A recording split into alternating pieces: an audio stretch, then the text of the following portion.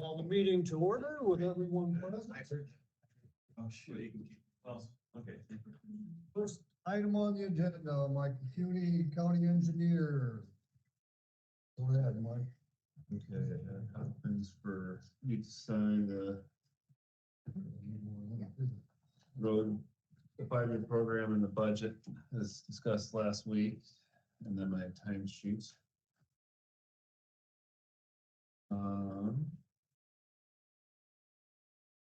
And then I'll go through this agenda one by one here.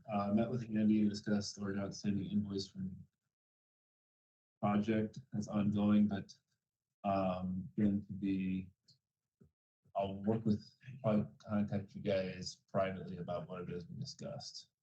So I'll be sending a letter this week. We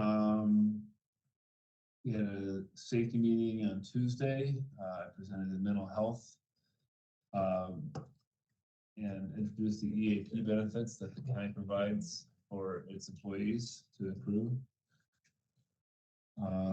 The dog survey that we've been talking about with the Jackson Junction Bridge on 208E is scheduled for Wednesday, sometime between 10 and 1 o'clock, but the weather is gonna change that probably to later in the week. That's the one south of Jackson Junction. Yes. When will that get through? We have maybe a start date on, a rough start date on that or not? Or? I mean, it's gonna be it's the negotiation with the tribes. So okay. what do they want to do? I mean, if nothing's found and they're okay with the agreements as is, we'll just have Bear Creek just watch the excavation as we. The gentleman just called me. He has land on both sides of the bridge. He has a farm, so he called me the other day. I said, I'll check, see. I said, I don't know. We are completely at the. I mean, as soon as I called the DOT on this, they said these things are hit and miss with what the requirements are. So, I mean, I think everybody's hopeful that nothing's found, and the article is talking about a site a couple miles away. So, yeah, we're being held up for that. But okay, we're doing what we're requesting from the Army Corps in this case. NACO leadership training. I passed all the minimum requirements. I still got last week's, I think Wednesday, Thursday, Friday stuff to do. Then boundary research for Apicella Road was done. Surveyor and I went out and put property pins based off of old aerials and old fence lines. So we did that. We will be sending out notifications. Were the boundaries a long ways off, or were they About 3 rows.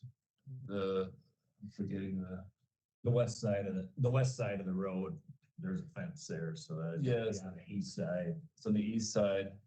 That fence. They've got about 3 rows of crops that are in county land. So, and we were generous in our allotment of 2 calls on that. so. What'd you say? I had 2 calls on it or whatever, so I just went and talked to Mike. He just explained. Yeah. I looked at the states. It said right away. Yep. So staff is continuing to work with the GIS department. I don't know if you had a chance to look at the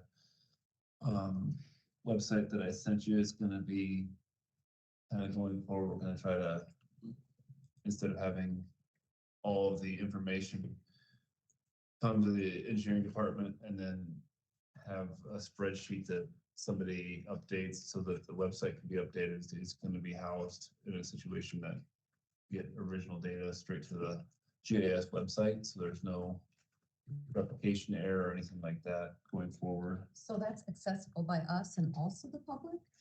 Depends. It hasn't gone live to the public yet, Yeah. but internally, we will have access to features that the public may not, but it's supposed to be useful for us and for the public. Basically the same site, so things like when bridges get rated and everything, we input the data once, and then all of a sudden that information gets put out to the public on Beacon, on our site, and then we know what it is internally, so we can update. Hopefully, the next step would be the Service Bureau. So I was looking at it a little bit this morning. Is our end goal so that people could go into Beacon and look at that data and zoom in to see exactly where that bridge is that's rated that way? That is something that we want to do with this. Yes, that is a thing. Yes, not the thing. Right. So,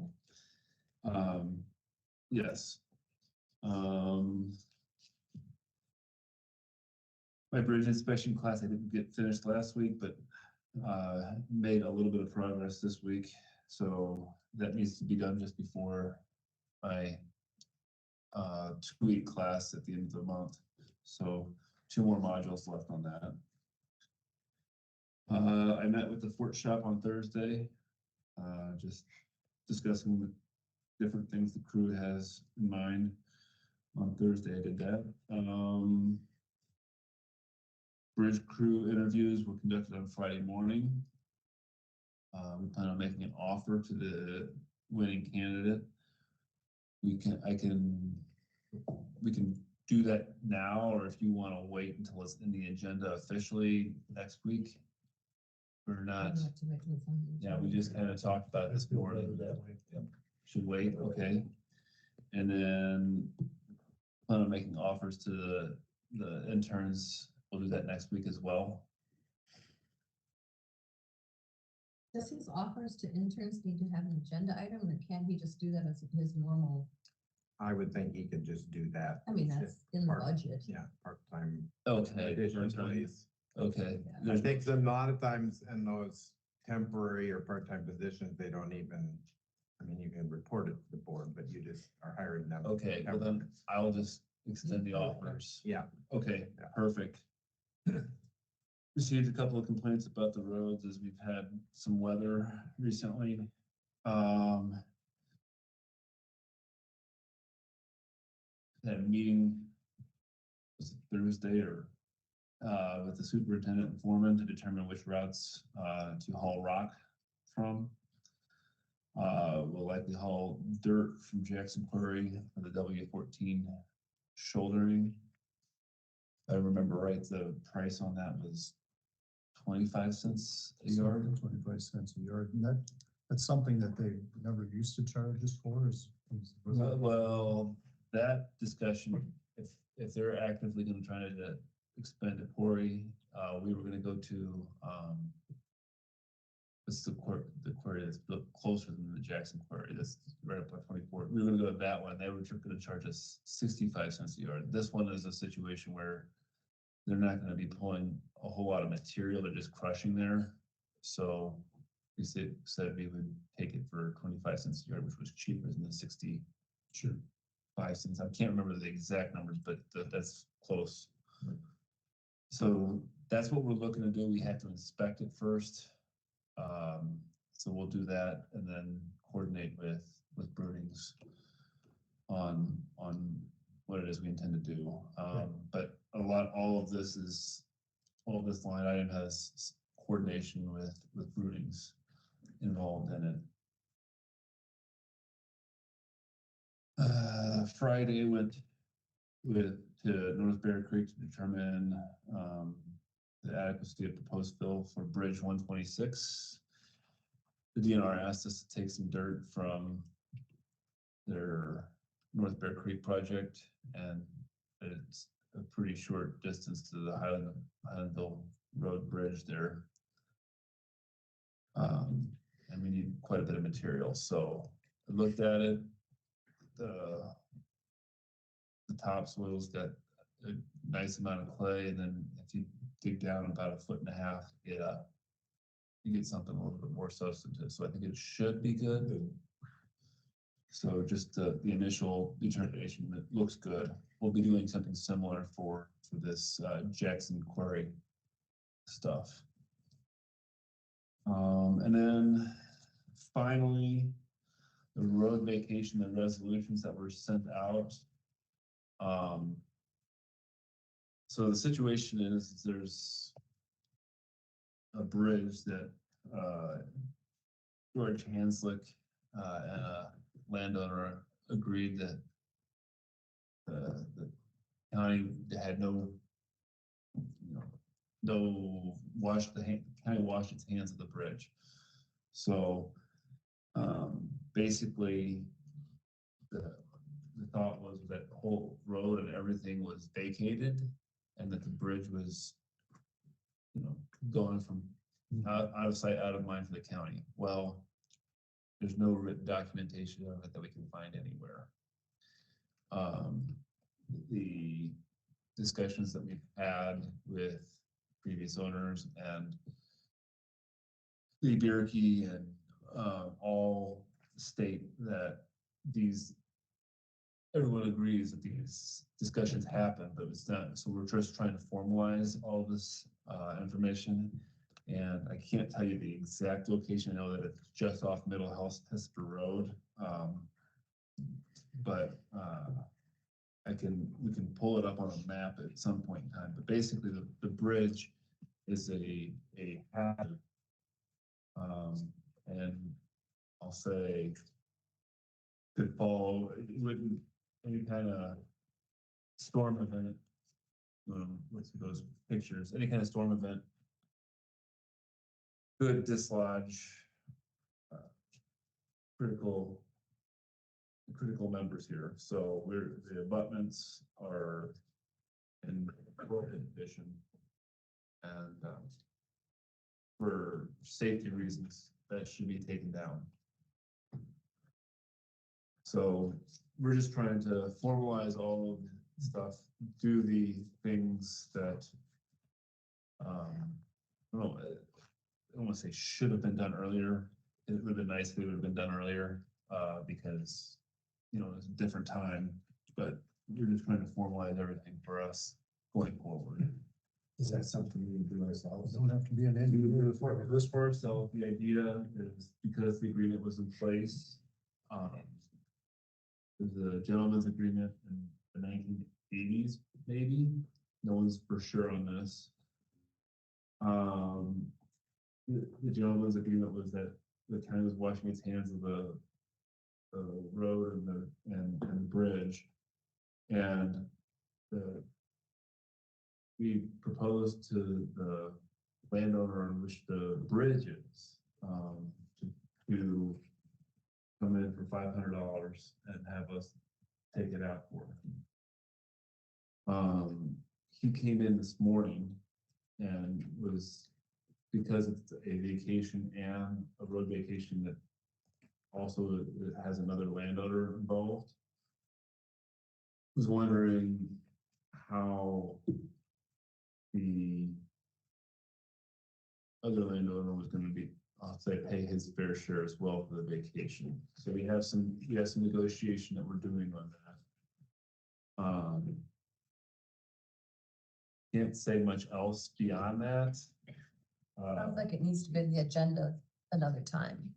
Well, yes. Today, all you're doing on this would be to set a public Public hearing. hearing. Set a public hearing on this. We want to get all of our ducks in a row, Right. get everybody to agree to this. So this is, I think a public hearing is just fine, but it's just, we don't have all of the landowners that need to be involved, coordinated. I've got it penciled in for the 6th of May at 9:30. That gives them 3 weeks to finish getting the ducks in a row otherwise, so that's okay. You can set that public hearing. It's a resolution. Which road is that? Is that It is road numbers 938, 1271, and 1561. They're like Gonna be one. really old road numbers. They're in section 11, 99.8. At some point, can It's the off public, of Middle Hesper Road, sorry. so the public could come into your office and you could show them dots on a map and know Yes. exactly where these are. Yes, Because I would like to see that too. we can do that. it's. A lot of this is, taking care of our staff here. And, Hopefully, no one is trying to cross that bridge by any means or. no, it's not used, but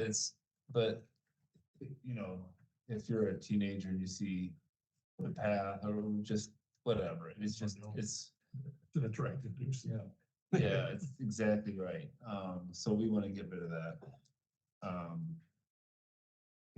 Anyone like to take motion? Well, can I just check one on that May 6th? That's something that I need to be here for. I'll be in Ames for that bridge inspection. Not class. necessarily, as long as I would say you should make sure they have a map, and you've got I'll- pictures already, Yeah, and so that That'll be easy, at the public hearing. but I get that all the landowners, if you come to an agreement that all the landowners are agreed to, I don't know why there would be much controversy over getting rid of it. Now, if you have an issue where one of the landowners is holding out for something versus sure. other, then you get like the Horn Hollow Road where you have two people asking for two different opinions, then it might be something we need more information. But on these others, like 938, 1271, and 1561 don't mean anything to me without a location. And so I want to make sure when we do these vacations of roadways or land, that we're making sure that's not something we want to potentially use for trails or anything. That's a question that comes up in the community when we start talking about vacating things. Excellent point. I think that, I will say, like, when the Horn Hollow Road, when that was brought up, Andy said that it was not legal for you to use the road right of way as a trail. Mhm. And in this case, you'd have to replace the bridge. If you're Yeah. I'm not talking about that one just with the bridge. I'm talking about, there's three listed here. I think they're all the same. they're all, Have the same issue? yeah, Okay. and they're all connected. The, How long is that? Are these roads? Fine. honestly, I don't, this has all come up real quickly and, Mike has been very, he's gotten a lot done in a short amount of time, so. probably have Mike be here that day. Yes, and I just, it's one of those. I had the documents here. I did think to get the maps of anything. I kind of pushed him, said, well, we're just setting the public hearing today, so Yeah. we might as well get that on the calendar, and that still gives you time to Yes. process the details. between us. Right. Set the public hearing for May 6th. Second. There's a motion and a second to set the public hearing for road vacation on roads 938, 1271, and 1561 from May 6th at 9:30. Further discussion? If none, all those in favor? Resolution. Morty? Aye. Shirley? Aye. Mark? Aye. Steve? Aye also. Yeah, Could I ask, is it in Hesper or Highland Township? Let me. So I think we're gonna be doing a lot of homework between now and May 6th, so we all know exactly where we are talking about, because we don't know right It's now. only listed as the numbers in there. Yes, I don't, I'm not good enough yet to remember my township numbers with that answer. I'm sorry.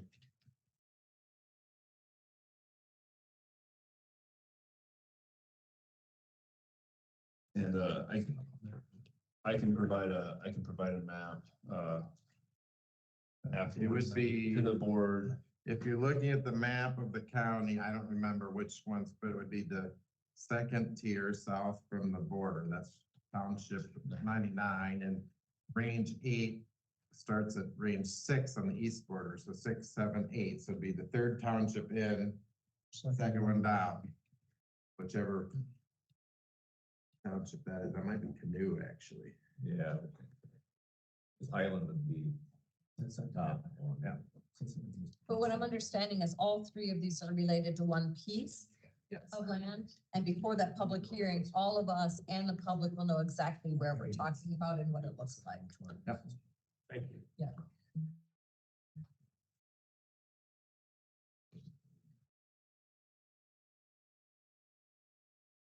Most you got, right?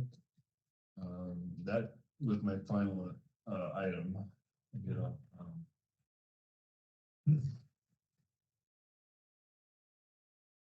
When do you think they'll start doing more shouldering? the negotiation that we're gonna have is with Brunings, as to the rock hauling process, because we have 6 routes that we want to haul ourselves and 6 routes that we want to have Brunings haul for us. And, the timing of all of that, trying to get we haven't coordinated the timing of the billing on all of those routes, because usually we do it later in the summer and we get the billing to be after July 1st. We haven't coordinated that with Brunings yet, so that's what we want to do. So that hauling process is going to be interspersed with the rock hauling process, perhaps. We're trying to work with Brunings on how that all works exactly. So that's the negotiation there. So.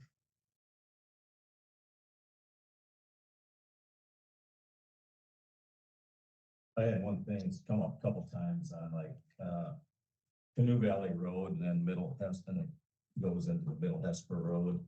There's a 25-mile-an-hour speed limit all the way up through there. And they're just wondering, once you get past the Canoe Valley Road onto the Middle Hesper, I know a couple guys that asked Kueny once when he was out there. They said, can they change that back to 45, but leave the Canoe Valley at 25? Because everybody drives 45 anyway. Well, he said, we all drive 45 on it anyway. Well, that ain't the principle. It's a 25-mile-an-hour speed limit. That was, They're just wondering, it's been an issue a couple times. that was added for a dust Dust control control. measure, because of the quarry along that road. Yeah. But then it kind of, after, once Canoe Valley gets into Middle Hesper, then going there north is just, yeah, that doesn't, yeah. So they were wondering if, I mean, it's been brought up a couple times in the last 2 years, and I guess they changed it to 25 on the Middle Hesper Road going north, which is a long stretch at 25 miles an hour. I mean, everybody drives 45 on it anyway. They could, and it used to be 45, you know. That isn't related to a permit for a quarry, is it? That speed limit? No. Okay. That was added after the quarry opened and people complained about how much dust the hauling trucks were making, so they decided to try to control the dust by lowering the speed limit. I'm not familiar enough with it to know which sections of which roads, so Martin I know that much better than I. Just Yeah, I remember have the process. The Canoe Valley one, I guess, is the main one. That would be 25, and everybody said, well, the Middle Hesper going, once you come off Canoe Valley, you go right on the Middle Hesper. Sure. And from there north, it's just, yeah, the 25-mile-an-hour speed limit is real. And everybody's wondering why. Why? Yeah. Sure, I'll have to drive it and get back with you on it. Yeah. But yeah, I mean, what used to be 45, and then they put it down, and then it's been, Yeah, at least twice I've had that question brought to me. I just don't know the road Yeah, well enough to tell you an answer right now. So Yeah. be happy to look into that. Is most of the quarry traffic going out on the bottom section anyway? Most of it goes Up basically north. east, Yeah, southeast, south top of the north. Locust Road. Yeah. So that's the more Yeah, important section. yeah. The Canoe Valley Road section of it is the one, is the 25, and it's the main section that goes, the gravel goes up. And you want Middle Hesper to be raised, is my understanding. Yeah, that's what, I mean, because this gentleman had stopped Kueny one day when he was out there, he said, we all drive 45. Well, that ain't the principle. It's a 25-mile-an-hour speed limit. He said, you want to pay my fine if I get caught then? Well, I mean, that was, you know. I'm not, So that's just want, wonder if they can get that back up to. Yeah, I'll look That's into that. for part of it back up to 45. Yep. I'd like to know And- the history of why it was put down to 25 in the first place. And the The reason, right? But it's the gravel, the quarry south of there, off I know, the but Huspers, so. Let's really do our research on this one and find out why in the first place on that section particularly. I know from previous speed limit discussions and boards, the first step is always for the engineer to do some sort of study and make a recommendation. So the board can't just arbitrarily establish a steep speed limit someplace. So they have to start with Yeah. Michael. Yep. So let him do his research and we'll talk about it again. I'll get on that. all right. Anything else for me? No. You're along to meet Hannah? Oh. Did you, I saw it. you saw my wife's Facebook? Yes, that was a big deal for me. That was good. So, So your safety meeting went off well? the safety meeting went well, yes. I don't, I mean, I've only been to, that's the first one I've been to a full 4-hour meeting, so there's a lot of videos, so not sure how it's supposed to go beyond that. But yeah, I wanted to get the mental health part of it, and after going to the conference in December, they really pushed that, so I wanted to get that in. That went well. Hopefully you provided some sugar to keep them engaged. Donuts and stuff. There was some donuts there, and there might still be some donuts if you want them. Not sure, Thanks, but I'll have to look into it. So, So, I'll just ask you a quick question. You have, road union request for wages coming up? I saw an intro, I didn't want to bring that up because it's not actionable for me, but Well, the reasoning I'm asking about it is because when we, okayed the sheriff's department, that came out of Dan's set budget. okay, Now, this would, this would come out of secondary roads. yes. This, yeah, That's what I figured I'd better ask you, because they basically have the budget all set, so. yeah, I figured it was Or do you need time We're to? $600,000 short right now. That's what I was getting at. well, it's one of those, His budget is a set pot of money, so any you spend on one thing has to come away from something else. right, it's a budget, and I don't have a whole lot of, I don't have a lot of input right now to give you, other than it's been, I've seen it, I've established the budget already. The budget might have to be amended, that's all I can say on that, because we had already done that work for the fiscal 25 out, that assumption. I just thought I'd ask you while you were here.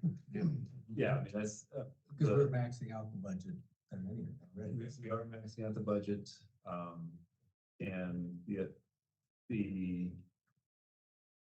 largest cost to the secondary road fund is payroll, so. Okay. Thank you. Yep. Thanks. Consent agenda? Sure. Got the minutes and the county sheriff's quarterly report. I'd move to approve the consent agenda. Second. We have a motion and a second to approve the consent agenda. Is there any further discussion? If none, all those in favor say aye. Aye. Those opposed, same sign. Motion carries unanimous.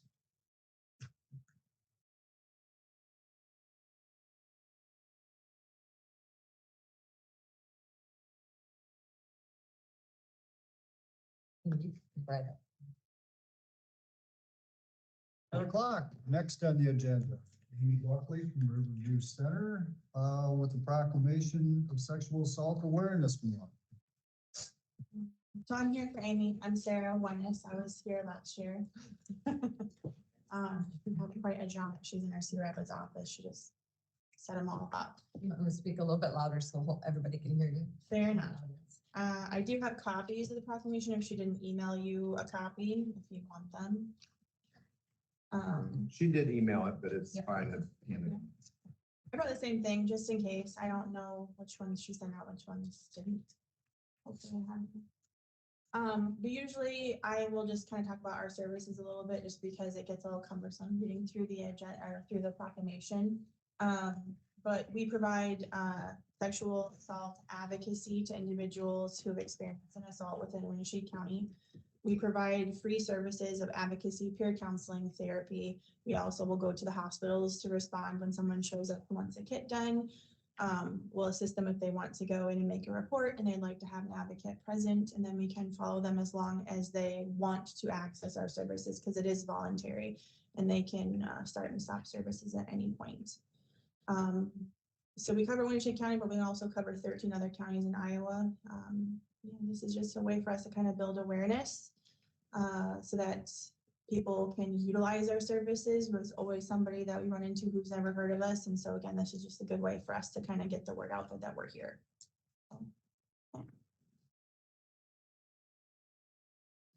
I was up in Rochester on Friday, and it was nice to see that businesses had posted this in large signs on business windows in downtown Rochester. Yeah. So we do try to do some awareness. So we do have, I believe it's still up, a What Was I Wearing exhibit on Luther campus, which is where we have items of clothing that are representative of items that survivors had when they were assaulted, to help build awareness and to lower the stigma that people are assaulted based on what they wear. A majority of the time it's an opportunistic situation. I believe we'll move it to Upper Iowa later on this month. We do have our evening and our luncheons of light coming up this week. It's on Thursday and Friday, and they'll be in Dubuque, Cedar Falls, and Cedar Rapids. And we have Chanel Miller coming to talk. She was a survivor from the Brock Turner case that happened in California in 2016. So it just helps to normalize it. The more that you talk about it, the less stigmatized and alone people feel, and the more that you have people come forward and want to say, hey, this happened to me too. And now we have a community that we can rely on, not just our advocates, because it is important to have that community base. What's the statistic again? That's a good question. I didn't bring the stats for Okay. Winneshiek County, but I can email them to you later. We brought them, we would have provided them when we came to ask for funding earlier in the year. And that should have the stats on it from like the most recent year. I was talking in general, it's like 1 in 3. Oh, yes, 1 in 3 for females, and I think it's like 1 in 5 for males. Yeah, and I don't know if they break it down based on ages or not. And since I've looked at that. In the 13 counties that you serve, are you seeing an uptick? I would add some flows, because I think sometimes what happens in like the world, or at least in the US, when something comes and it spikes in interest, then people are reminded, oh yeah, well, like now this happened to me and there is an option for me to come and seek services. So it kind of just depends. Like when COVID first happened and lockdown started, we anticipated having a lot of people coming forward that didn't have the opportunity to access services because they were so busy with life. And then we anticipated an uptick when people went back to school and they had access to resources, or like teachers or mandatory reporters. And so it kind of ebbs and flows. So right now I would say that some of our offices, like our like Cedar Rapids and Waterloo, we do see kind of an uptick. And then I would say in the past couple of weeks, we've seen a handful that have happened out of this office. So like 1 week we'll have like 5, and then we won't have any for a little bit, and then we'll have like half a dozen. So I think one of the biggest myths about sexual assault is that it's somebody they don't know. yeah, And it's usually a relative or a live-in boyfriend or somebody they do know. yeah, and it can definitely be based on the age of the individual, especially with children. A majority of the time it is somebody that they know. Yeah. Somebody that they've interacted with, somebody who is friends with their parents or acquainted with their parents. And then with adults, a majority of the time, that you're at least acquainted with. Right. the stranger danger one is more of an outlier. Not saying that it doesn't Right. happen, but it's just not as frequent. I think communication is the biggest key here and that Yeah. I more also, people are willing to talk about it yes, and turn it in. the more people that become comfortable with being uncomfortable, talking about this kind of a topic, the less survivors feel alone and like shutter, like put away so that people don't have to look at it or talk about it or think about it because it makes them uncomfortable. So part of that importance of awareness building is that people see it more often and then can have those hard conversations. Because with children especially, but a survivor in general, once they've decided to disclose to somebody, they've identified that person as a safe person and they're gonna come to you and they're gonna share this information with you.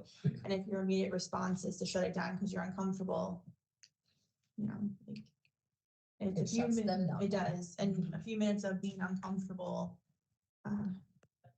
They've had their whole, like, however long the situation has happened to them, they've been uncomfortable since then, and they're just asking for a couple minutes.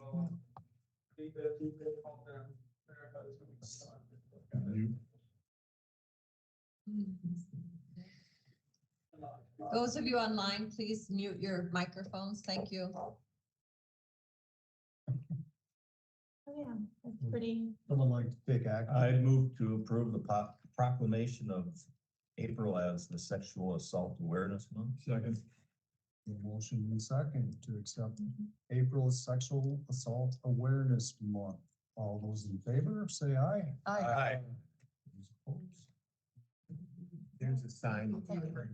yes, thank you for letting us come back here and talk your ears off every time. I do have flyers or business card if you guys need those. I would take a business card if I get your name in the minutes correctly. Well, thank you guys so much. Thank you, Sarah. Couple of flyers on the table. I will. Thank you. Yeah.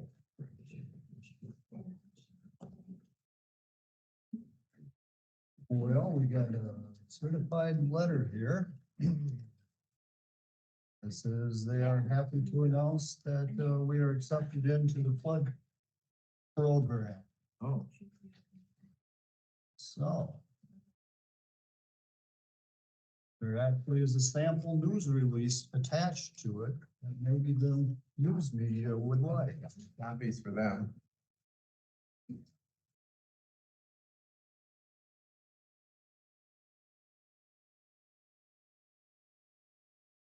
So we give it to Tony. And we can file Actual back dates to March 5th. Maybe that, you want me to put it all, keep it all on our file or something? Good. I was gonna give it to Tony. Oh, I can ask him too if he wants it or if I should keep it or what. mail, that's approved mail, yeah. Yeah. You'll see. Sorry, committee report. Yeah, we had public health again. Staffing was way short and I don't know what, we gotta figure out what's gonna happen there. I don't know.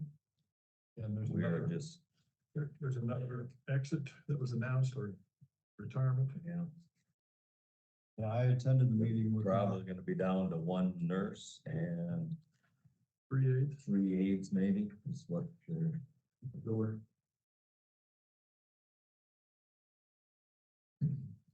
And we also Took a tour of give the us tour of the Spectrum building. We had a meeting there. So. Yeah, so we got a lot of decisions to make on what's gonna happen with it.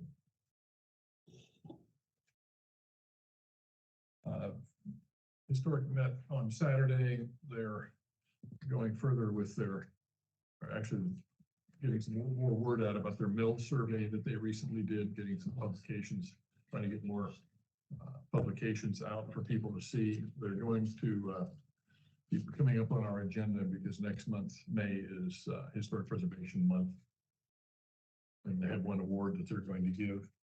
So that's coming up. They're joining another organization, national organization,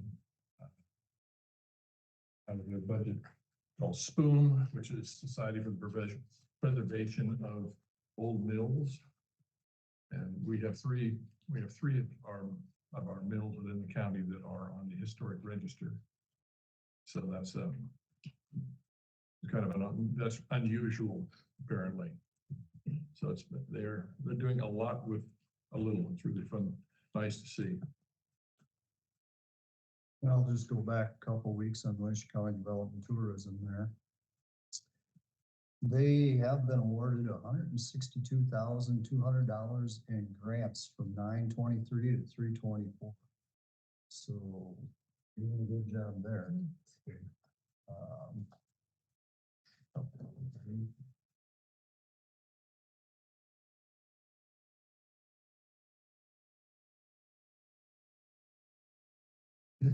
Some charts if you want to look at them, but I think we've pretty much seen these before. Or Got a judicial board meeting on Friday, a subcommittee of Hawk on Thursday. Winneshiek County Hospital, we met, is groundbreaking on Wednesday. I go to that, and I went to the Howden one last week. That's exciting. It is exciting. It's gonna be a beautiful facility, and I mean, it includes so many churches from all of the area. That are And I members of that. have a revolving loans fund meeting tomorrow. Lots of meetings this week. I've got RC&D and Northeast Iowa Behavioral Health. And then there's an Earth Day, I think this Saturday at the fairgrounds. Yep. Is that right? Northeast Iowa Workforce Development Board being on Thursday. Busy week. All right. We have a couple miscellaneous things. First of all, road union request for wages. I forwarded this to John Anderson and he didn't get back, but based on when you had the one a couple months ago, he presented, there were three options. You could say no, accept it the way it was with what they proposed, or go into negotiations. So, and they aren't asking a huge amount, so I doubt either you're gonna accept it or not. You're gonna try to negotiate it, so you could actually bring it up for a vote and vote it down if you don't want to accept it, or just failure to take any action on it would also not accept it. Or you could make a motion to accept it and pass it. There's no indication here for the people affected by that we'd be taking action today. I would say that we should probably wait on that. Well, that's why I put it on the agenda. Is to, I thought we'd just be discussing it, but not taking action. Well, that's a possibility too. But yeah, that's up to you what you want to do. I mean, I put it on the agenda so you could take action if you want. I kind of figured this would be coming. Mm-hmm.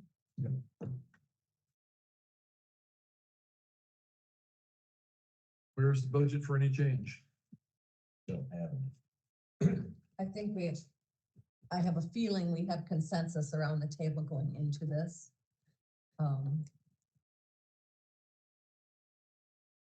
No money in the secondary roads budget. It's approved. We negotiated this cost. We gave them an additional last year. As everyone else. And this is the problem where we're at. We've been trying to keep it even across the board.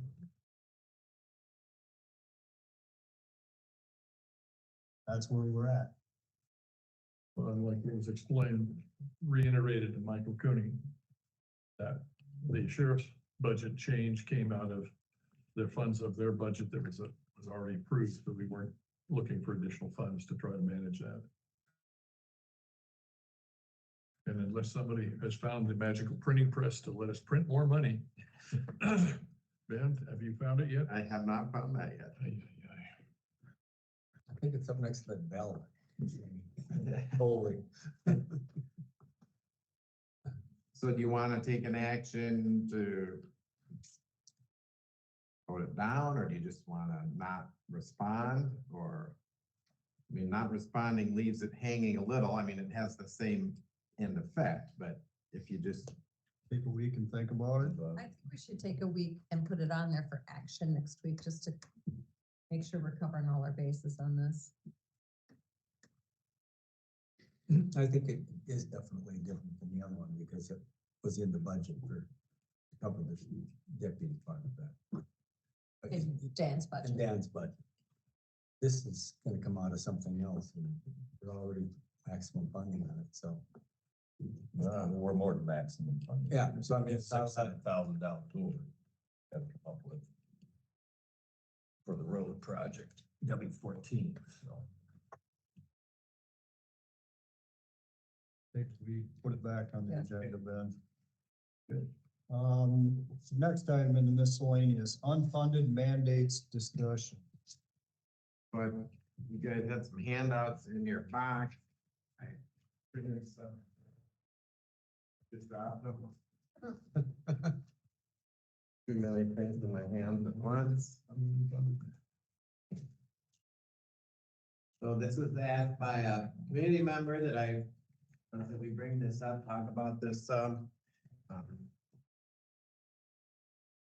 I start with the, road chapter 25B that basically is supposed to protect counties from unfunded mandates from the state.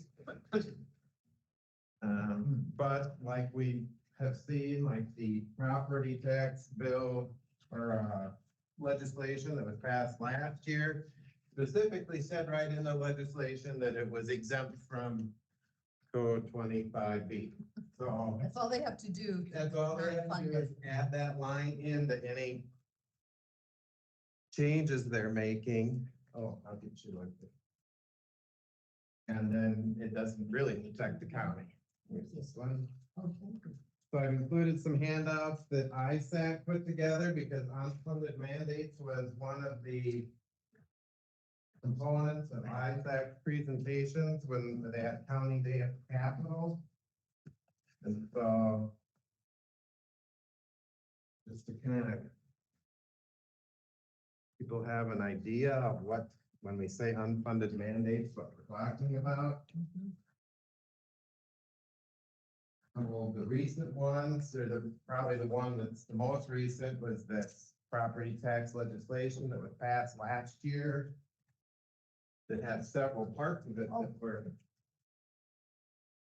unfunded mandates, like the new homestead and military exemptions. They made those no longer reimbursed by the state. So we used to have a homestead tax credit, which we still have for everyone, and the state has still been reimbursing that. But the new one that's for the over 65, that one we just are required to give to people, but then eat the difference, basically. The counties cover it. Well, all taxing entities, not just counties, so cities, schools, Right. so that's lowers our taxable valuation for the people who qualify for that exemption, and then so everybody has a lower tax base, everybody who levies property tax. Military used to be a credit, and it was a lower amount, and so every person who qualifies for the military credit, we used to give them money off on their property taxes, and the state would reimburse that. They raised the amount that it covered, and they took away the reimbursement. So I'm not saying that people who have served in the military shouldn't have an exemption, but that they've just passed that on to us. It lowers our Unless they have a disability, I Yes. think. If they have, yes, if they're Disabled, then they reimburse it. yeah, that's a different exemption, yeah. Yep. The two-tier assessment limitation, we used to have, this was also in that property tax bill. We used to have something called the business property tax credit, which was a tax credit that businesses would sign up for, and then the county would get reimbursed from the state for those credits that we gave to the businesses. Now they changed it to an increased exemption of their taxable value on the first 150,000 of property. So it just takes away tax base rather than being a credit that we get reimbursed for. So those were several that were just in that one bill that was just passed last year. And you can see this this handout with the puzzle pieces has a good list right here of several notices. I mean, for several unfunded mandates. Another one was the notices we had to send to all taxpayers. That cost us $6,500, and that was completely the county's expense that we had to do that. Another one that that was also included in that property tax bill that hasn't come to play for us yet is that if any taxing entity is going to put a bond issue on a ballot now, we have to mail every registered voter a notice and the language that's included in that bond issue. So if it's a school bond issue, the county, I still have to mail it, but then I can bill the school, but it's still the property taxing entity has to pay for that notice now. Those are all example unfunded mandates that were in the property tax bill. There are several others listed there. Some of them have existed for quite a few years, and some of them are newer. This is really, we only experienced a taxable value increase of less than 1%, 0.9%. And, in years past, we were looking at 2.5% to 4% a year, basically. And I would attribute most of that we probably would have been more around that 3% if we hadn't have had all these things that we were required to give exemptions on property taxes that weren't reimbursed, so. Have you done the math on the cost of this list? No. And I can give you some of those, but yeah, In general, thousand, hundreds of thousands, hundreds of thousands. yes. And why is this happening? Why is it today? It's the the county? I think I'm not gonna try to put words in the state legislators' mouths, but I think that they feel that they don't like counties, I don't know. They want to keep the state property taxes low. And so they've pushed expenses off on the counties. At the same time, they're limiting counties' ability to Services they can provide. to raise funds through property taxes. So it seems to me, in the end, they want counties to provide less services because that's what's going to happen. Actually, it's what it is a bait and switch. It's a political thing to make it look like they're lowering everybody's property taxes in the state, which is a campaign point, but they're getting you at the other end. I watched the road negotiation that the funds need to be in place by June. And I've been poor in the past, and I know how to move money from here to here so as to cover the check. And that's what it looked like was happening here about our secondary roads. It just seems incredible. Are the 99 counties discussing this with each other? That's for the ISAC, the Iowa State Association of Counties, I think most of the counties, if not all counties, are members. And that's who's prepared these two flyers. And they were had presence at the Capitol building there was a day in mid-March, where it was County Day at the Capitol. And that was the whole focus, was to appeal to legislators to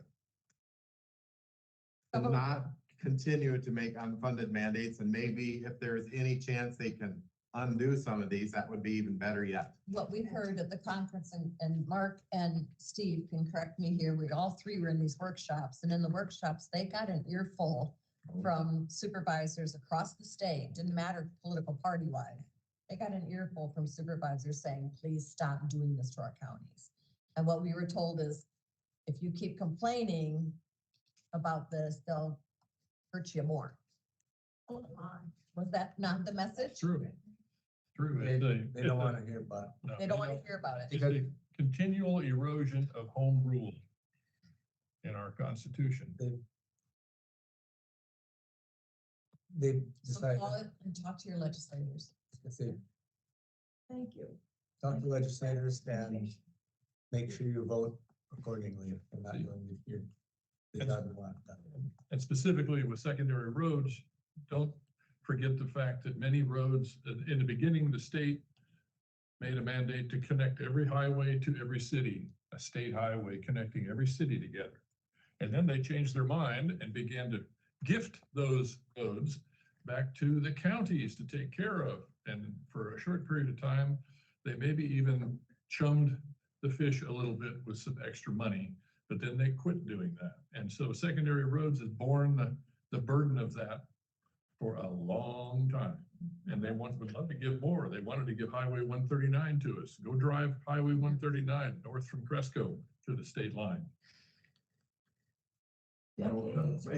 Our big example is the one that goes from Highway 52 into Spillville.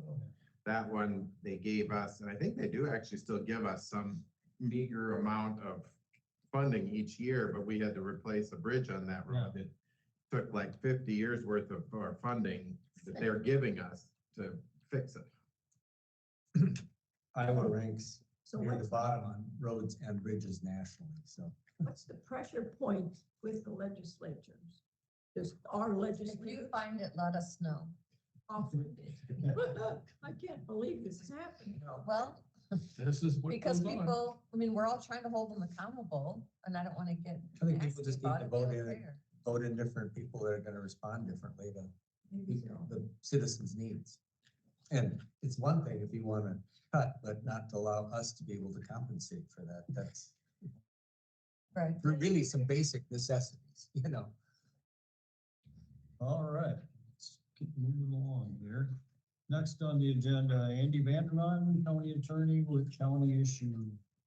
I'm gonna deal with Michael for a minute. Okay. The location of the vacation of the bridge removal, so it's just south of Big Canoe Road on Middle Hester there. And then the other thing I needed to bring up that I was not on my list of things to do is the main equipment discussion from last week. We never decided. And that was on the agenda. Yeah. We never decided which pieces of equipment we were gonna get with the roadside funds. So we were looking at possibly doing the front wheel assist versus the two-wheel drive tractor. I said I'd look into what the Fayette County, Amie, and Clayton County all used. They all used the front wheel assist. That's what they're moving forward with anyways. And then we're also looking at the new rubber tire excavator to upgrade our fleet. So if we can get answers on those two things, we can start making orders or telling our vendors what we want. The presumption here is on the rubber tire excavator that we wouldn't go with the cat because it's $100,000 more. That was the discussion. That would be my recommendation. My recommendation too. Is to go ahead and purchase. The question is, do you guys need to make a motion so we can purchase those, or? I move that we take Michael's recommendation on the rubber tire excavator and use front wheel assist as our norm for our tractors, For the roadside fund. roadside fund. Yeah, can we make that motion today if they? It was on the agenda. It was on the- Yeah, that's, I'd second that then. We have a motion and a second. Is there any further discussion on that? Is it specifically for Michael to proceed with the order or purchase of the rubber tire excavator and a front wheel assist tractor? Yes. Okay. And that's your recommendation. That is, my recommendation is, yes, that is my recommendation. What was the make on the excavator since you weren't doing it again? John Deere. It's a John Deere.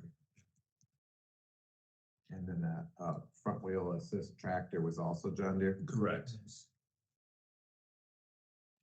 All right, if there's no other further discussion. All those in favor, say aye. Aye.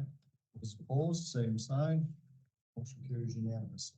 Where the circle is on here, is that where the bridge is? That is where the bridge is, and then, so there's the three parts. The one Yeah. part is the north-south and the south Okay. west, southwest, northeast portion. So that's one. There's a small cut across, just two, and then the east-west line is three. This is Alderson's building.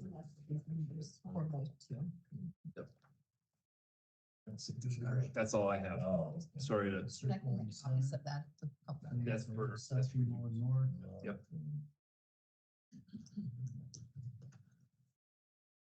Thanks, Mike. Thank you. All right. Andy, Mike, what do you got? Assignments before now, so you. can work So, with that. well, I sent you an employee manual to start reviewing. I think, I also sent it to the other elected officials, and the department heads for organizations that have their own board, and I'll try to keep track and respond to any suggestions that they have for changes. And I'll work with Holly on that. I forwarded it to Lynn too, so Thank she you. deals with it a lot. Awesome. She can look through it. Yeah, and I'm assuming that will happen with a lot of offices, that there'll be comparisons for changes. But I mean, I think by mid-May, we should be in a position to say we're gonna update our manual to this.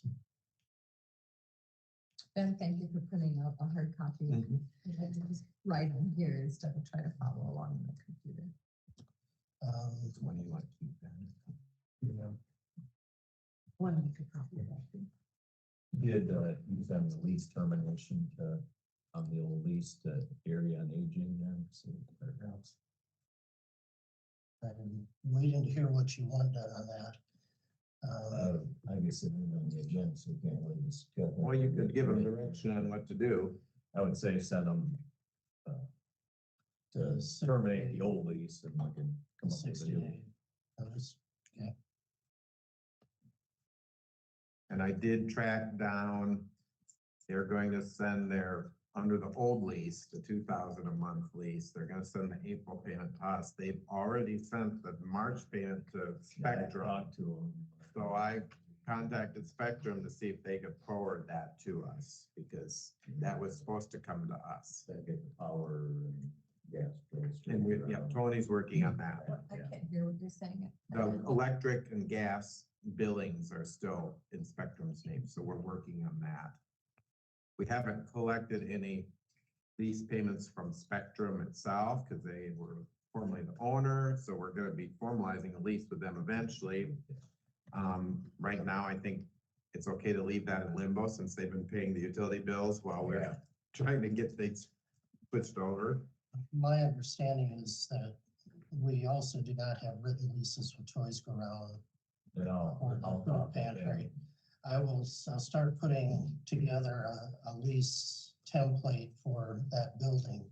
And it'll track pretty closely to what Northeast Iowa Area Agency is. I mean, that's a Iowa State Bar Association form that we use quite regularly.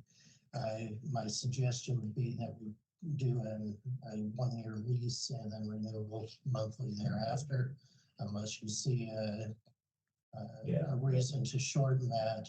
I think that's probably the best way to go. Yeah.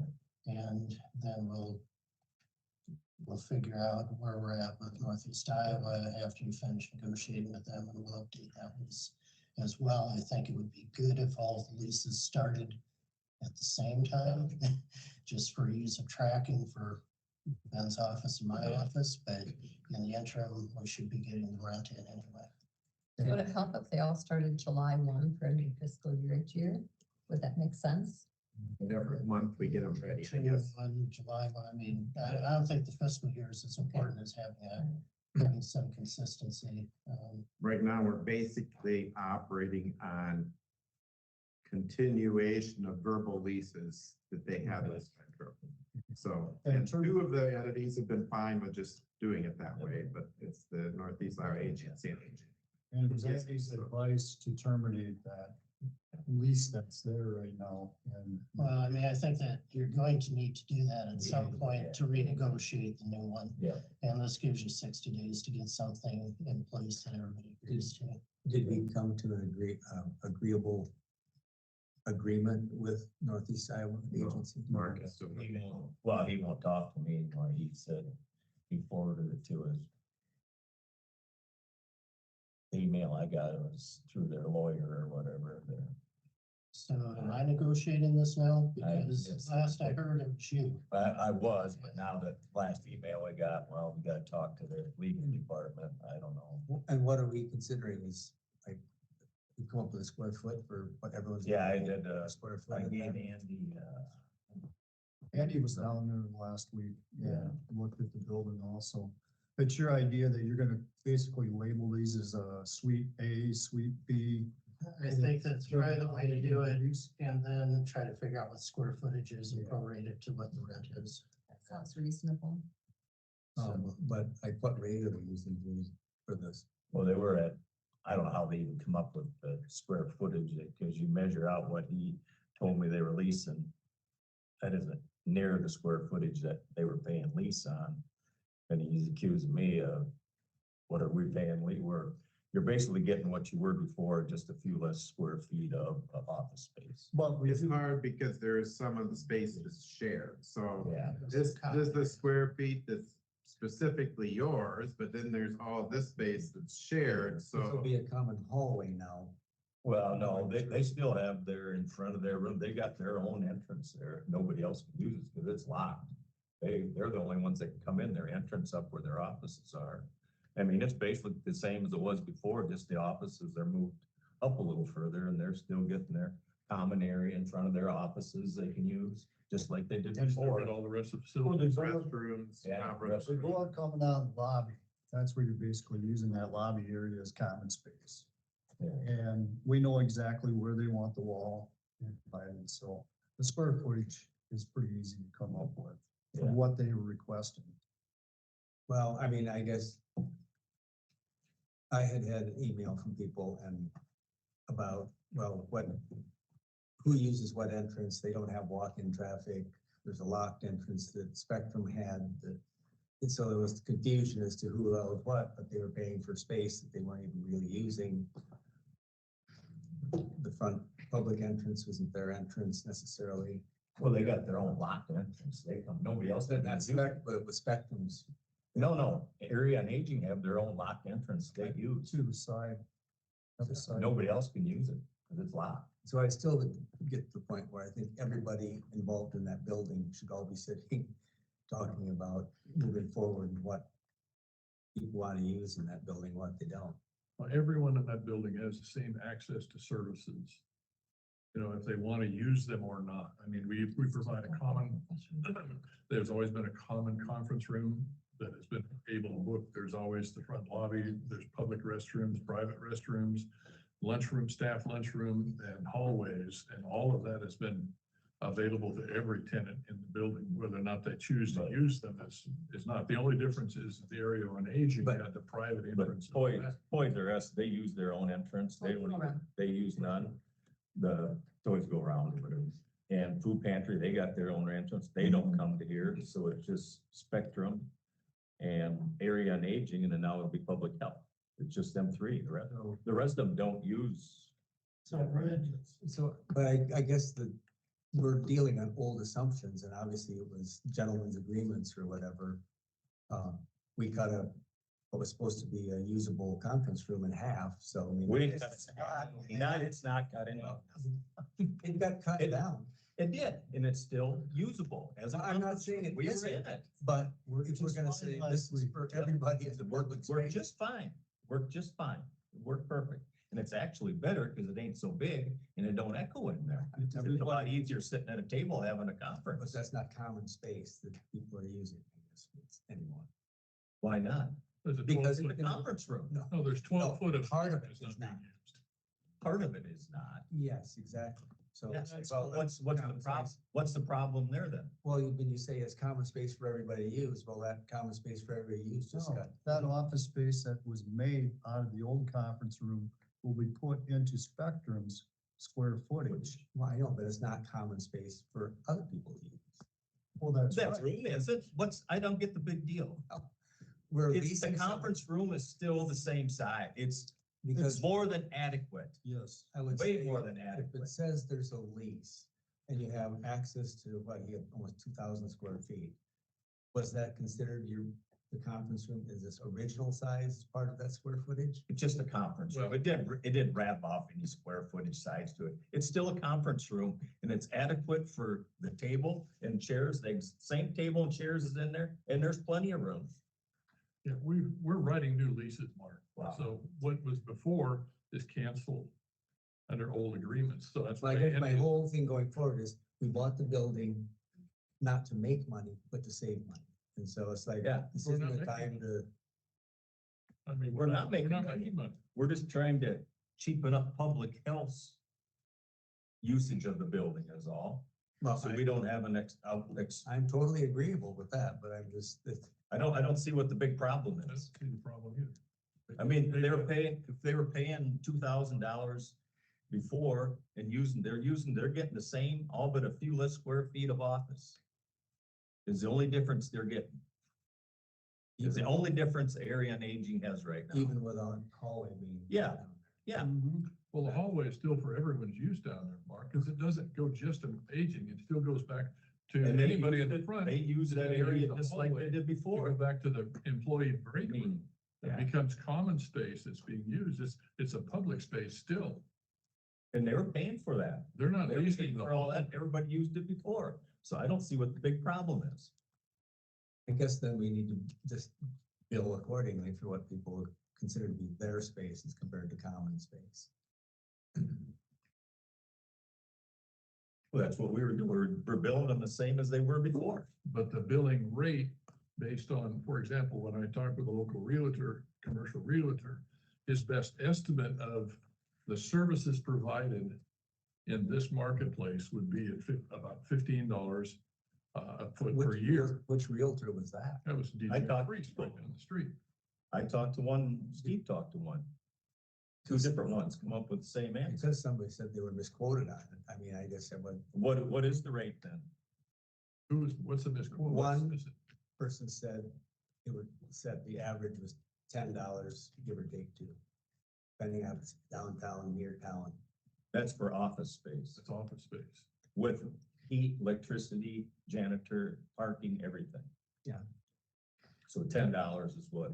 And last week, if you recall, You- when I gave you that rate and the conversation that I had with DJ Priest, there isn't any other space in this area period that offers all the same services that we're offering. There isn't, I mean, there's many places where there's a company like HQ, headquarters company, where you can go in and you've got access to all these other services besides a desk, and you're paying for this overall product, and that's what we're giving. We're giving like a one-stop center for community services, and in it, they have all these other services that go with it, besides the space that they occupy for their normal business. So for instance, if $10 was the going rate, why did they move there before? Why didn't they go someplace for $10 before then? Because they were paying more. I need a little better direction here than I'm getting out of this conversation. I'm sorry. But the one issue that I did visit with Mark and Dan briefly about was you're getting fiber over there. And do we throw that into the mix on these leases? I mean, you've got it in the building. Does that sweeten the pot for everybody to pay the $12 instead of $10, if that's what it comes down to? Yeah, I think they're currently paying at Northeast Iowa. I think you remember he came with what he told us was $12. $12.87 a square foot. So we're talking about a difference of $2. You know, inflation in the last 2 years, Fair inflation's market rate. crazy. And I think the fiber issue is, we have it going in there, and I don't believe there's any particular cost to So it. does everybody in the building pay the same square footage? No, they don't, because there's just different entities. There are different entities in there. Back to the fiber just for a second. Are we going to include fiber for every tenant? As part of the services that are. I mean, yeah, it ain't gonna cost us. I I suggest mean, that it's we do. there, yeah. Yeah, I think that helps sweeten the pot for everybody here. We also need to wait though, because we can't, if we have the leases in place by June first, we may not have the fiber in place by June first. So they have to know that that's We coming. put that in at least when it becomes available, it's made available to them. Because John said from an IT's perspective, there's some equipment and he'd rather not buy the new equipment. He'd rather move it from public health and they move over. Yeah. So So Mark, do you have the square footages and the rent for the other three tenants? They were just renting off so much a month, it wasn't square footage. They were just paying so much. I've got a drawing that gives me an idea. You've got, yeah, I showed you what the thing. So I think we have it for two of them. You have Toys Go Round and Food Pantry, and they have agreed to what they have. I don't think obviously area agency and agency is still in negotiation. I don't know that Spectrum has finalized. Yeah, we set a figure when we bought the place is what they would pay, you know, because we bought the building from them for a reduced price. So, I mean, every entity in there is a unique in its own thing. I mean, you can't compare them all to paying the same. As Toys or Us or whatever can only afford. Toys Go Round. And they're county, them are all county entities. Where Northeast Iowa and Aging is more of a state or federal, that's, yeah. Well, they're not county entities. They exist in our county. Well, yes. Well, the people that Toys are, they all come from the county, the food pantry. Well, it's just saying they're not county entities. No, but we furnish it for Winneshiek County. They're providing They're- county services. They provide just for pretty much Winneshiek County. I don't think people are driving 50 miles or 100 miles. I know, I'm just saying, gotta make sure. But I don't see what. We the are- figure- I mean, They're not under the county's no, budgets. What I think you're trying to say too, Mark, is that we have to look at what we bought that building for. We bought it from Spectrum at a much reduced price, so for two reasons. So they can remain in there at a reduced price, and so we could even afford the building to begin with. So that's why Spectrum's rate would be less per square foot than some of the others.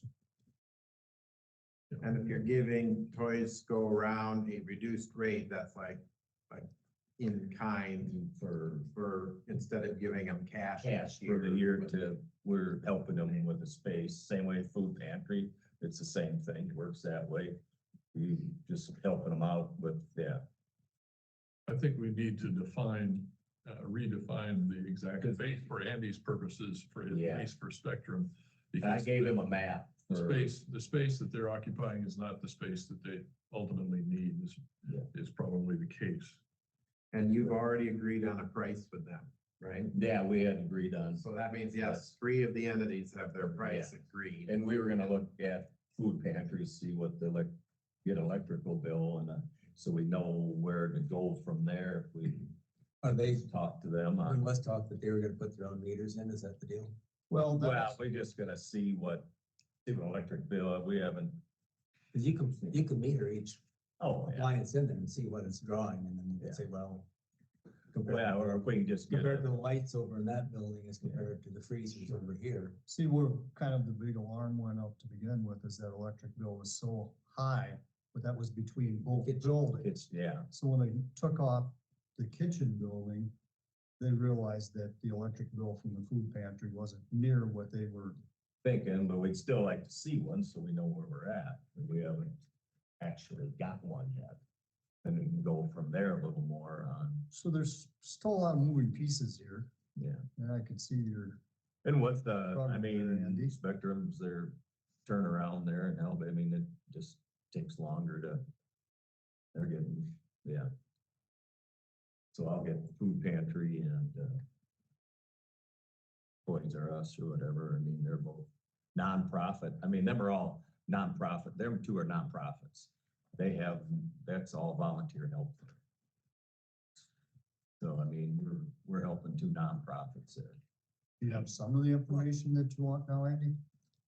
I guess I would just hate to lose a tenant because we can't come to a current tenant that we kind of. But made We're not promises gonna to drop, try and make we're it. not gonna drop the rent 60%.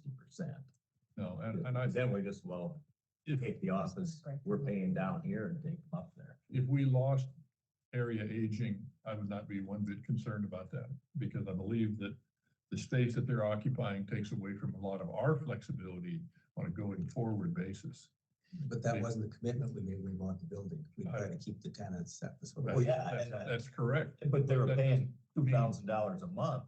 I mean, we're gonna just give He it wants- for nothing. He wants to go to $800 a month? Yeah, $870 a month. I mean, come on, No. and getting all the same services he was before. Do we need another unfunded mandate? No. Well, it's not an unfunded mandate. It's like the space he uses specifically. But he's getting the same use for everything else. Nothing's any different, He's not other than a redu- few less square not feet of reducing. usage. There's nothing changed. So the actual office space is, say, 95% of what it was before. Yeah.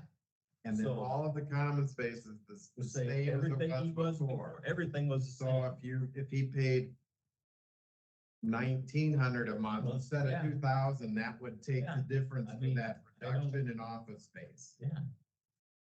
So I don't understand why now all of a sudden he was paying for common space and now he doesn't want to. Yeah.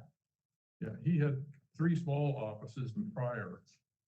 He's giving up 2 of those small, Just one. one of those small offices and occupying 2 large offices further over to the. Then that, to that corner. then a couple of them, dividers. Yeah, it's rough. I mean, when you went into this, you anticipated that the lease payments to the existing Last year. renters would be about the About the same same as and what they are everything now. was gonna, So that's why cutting it by well, 45. it's $1,200 is a Yeah. whole different ballgame than what you talked about. And they're actually gaining one private office. They're gaining, yeah, Well, And they're they'll- giving that one small one yeah. up, and they're getting one extra very large. And they can office, lock private all their, they office, can lock all their And another offices now private office, before they could. where they were using cubicle space before, where now they're getting shifted into a private office. They're all private locked offices there. Which is very beneficial. Way, And that's Yeah. what I say, even if we wanted to move, it could cost us down the road of moving our other facilities in there to have to create other private offices. So I wouldn't be a bit offended if they decided to relocate down to Waterloo as they have, as he even kind of made a no, veiled threat no, to. He he didn't won't care. even, He didn't care. the 'cause he- last email I got, it was their legal department, handle. Well, we'll see if we can negotiate a price with them. I hope they remain there, but it's to be seen here. What else do we have? I think I have. I just asked you to look into, because numerous people asked me about, does the county have to have a building permit to do work? No, they don't. I talked to, I just said, I told people I would have. I And talked that's why I to, asked him. well, I called the city and I talked to Greg and he said, no, if it's just a dividing wall, you do not need a No, permit. I'm talking like the roof, or we do a construction project someplace. That part I don't know. Because you said, Down there, because- that dividing wall, we do not need. a We permit. already you said, did that. we don't need, we We already know. moved that. That's what you told That's me not we the did. question. That's not the question he's But asking, Mark. It was brought up that, well, if he did he did the restoration on the courthouse. we could That charge I him. don't know. You said, we was told, we don't need to do that because we're a county, and people from the city have called and said, I don't know if that's true or not. And I Oh, told Andy to check I into don't it. think that's true. Just, I don't know if we needed it for that particular project. We didn't or need that for- wall, that Well, wall there. We don't need it down there because it's not A it's low not a one. support wall, it's not, you're not putting electricity in. But the fact that you have property that's owned by the county doesn't exclude you from having to get a building permit. Yes, I don't know. If we're doing construction, that is something. I don't think we've ever gotten one before. I think we may want to keep that in mind moving forward. That's all I was asking. Yeah, it's definitely worth. I know that, Because I had numerous people say something about it, and I said, well, I will ask. I know that there is some difference in, like when they did the sidewalk out here, that we couldn't, the city couldn't force a street assessment on us being a county entity versus a private. That's person with a different, street. yeah, Yeah. making sure. But that we we're elected voluntarily, They yeah, can, and we voluntarily paid in so that we were paying our share to. probably can tell us to fix it. Sure. Anything else? Like any other private. Don't have anything else, maybe. All right, thanks. Thank you. Just one more thing here. Not for you, Andy. You're gonna do it. When anybody with extra deep pockets, Winneshiek County Development and Tourism looking for an extra $400,000 to finish the project of sunflower, so. Just throw that out there. Anybody have anything else? I think we've pretty much hit the community service buildings updates, so. There is, I'll just update you on one thing with the courthouse, which I was just going over with Andy, or I mean with Ben. There is, we've had this ongoing, basically unresolved possible leak issue in the courthouse. I just had a conversation a few minutes ago with John, where the leak is showing up in the main courtroom. He brought another person in looking, and we may have identified that, may or may not, don't know yet. Because water leaks are I want really to guess. tough. Anybody wants to go up on Wednesday morning with that, with John and I up into the attic space up there to see if we can search out after we have some good rain on Tuesday to see if we can find out if that's the case. But in this whole process, been on the roof up there with our architect from Martin Gardner from Bethany and the roofer that did the shingling work and so forth up there and that material on the lower section, the EDPM material. There's terminator bars that Bethany thinks is the cause for the leak. And so she's proposing that those terminator bars be removed, a wood ledge be putting in there, a different fastening mechanism, removal of the lightning rods, and then reinstalling those. And you're looking at about a $13,000 plus bill that would have to come out of John's budget. And I'm not convinced, going around and looking at all the perimeter with her and John and that roofer, he's being accommodating because there are thermal images that show water up there. I'm not convinced that that's the source of the water yet. I brought it up to her that these eyebrow vents that we have, she doesn't believe those could leak, but with driving winds all the way around and coming in this crater from all different directions, I don't know that's the case, short of thermal imaging it again at dusk. But I'm not really thrilled about spending over $13,000 for a questionable fix. So I'm not willing to, my recommendation is not quickly moving into that and accepting that. I don't know that that's a permanent solution. Is there a sign-up sheet where we can agree to sit up there after large storms? We'll all take turns. Come by, you can come by the light, probably about 9 o'clock on Wednesday morning, and we'll be up there in the attic space, During the actual rain to see if they can track it down.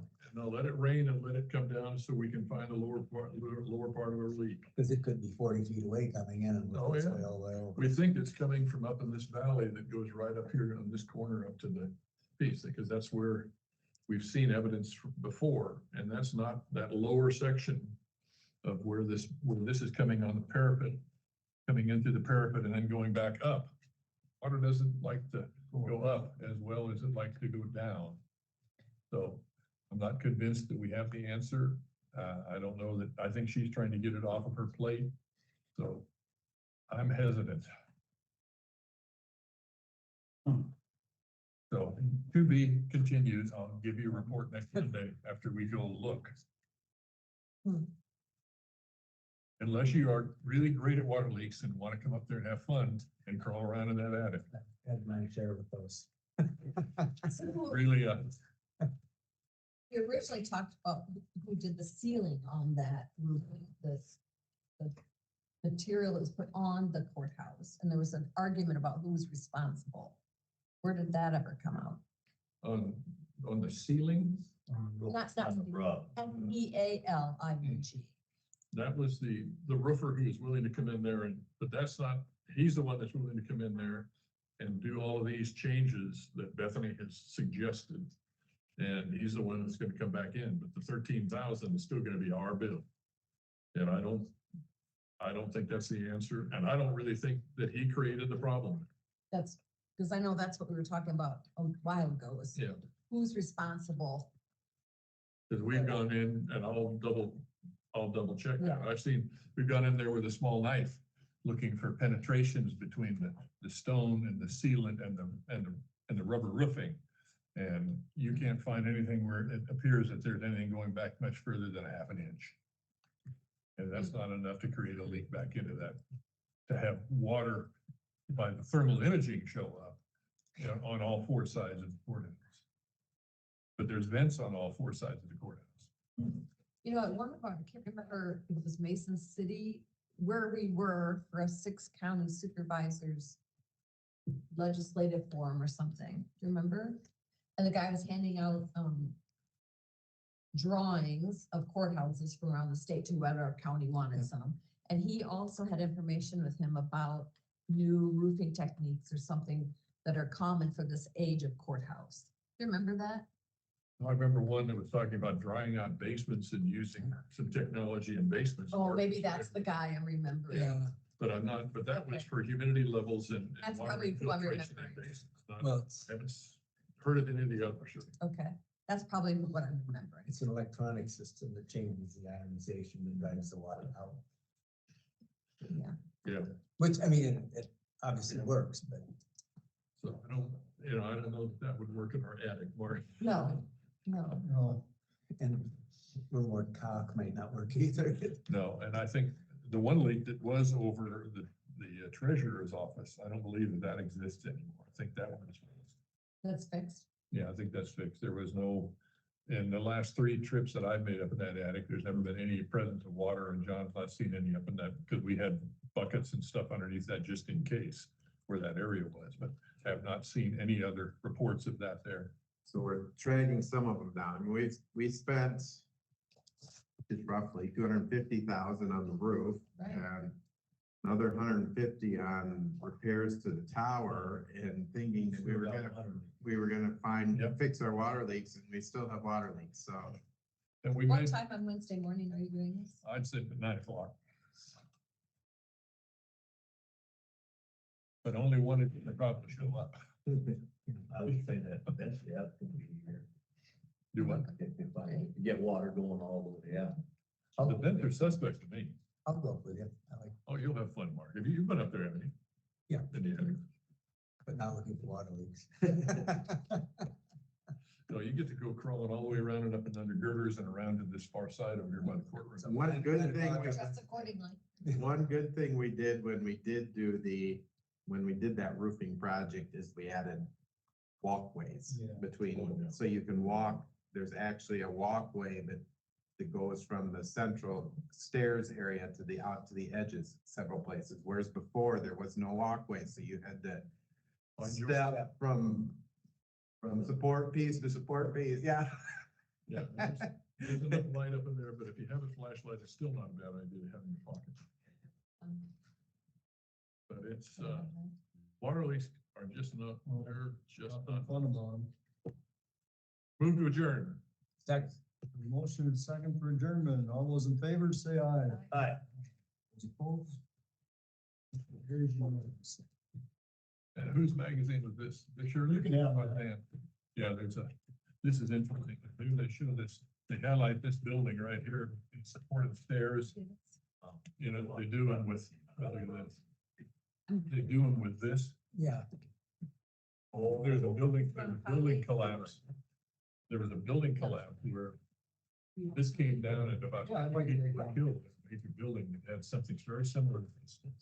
With that type of connection. Okay, yeah, sounds good. I'm making copies. Do you want one? Oh, I love the thing.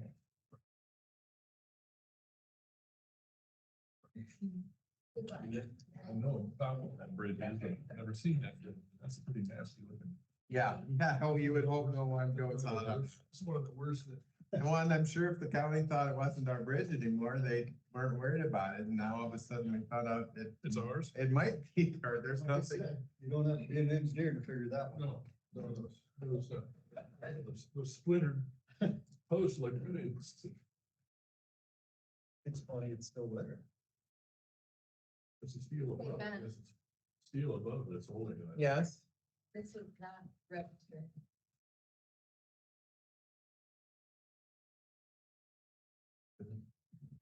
What do you do?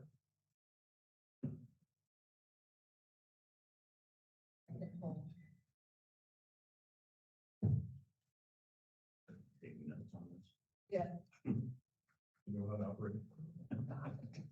Listen, I think we had it for them here. Usually, I know. Oh, no, Not it's giving kind of me- neat.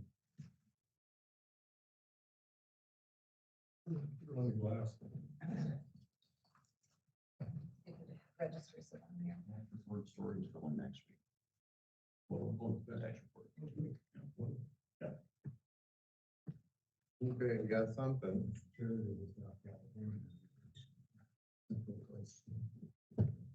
It looks like it's- You drove into town at 8:30 and I got down here shortly after But you that. probably got over there, Yeah, this, a month about now would still be marine layer.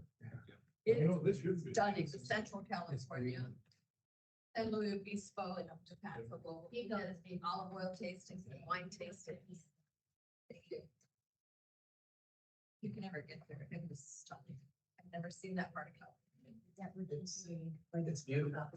I could, well, we hit it when it was green. It's like comes to Iowa in June instead of April. I think it's pretty green right now. Yeah.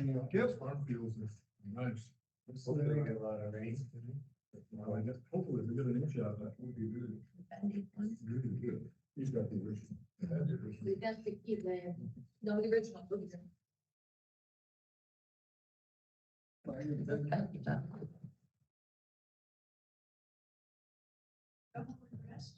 I'm gonna go on the rest You did not. today. I want to shower.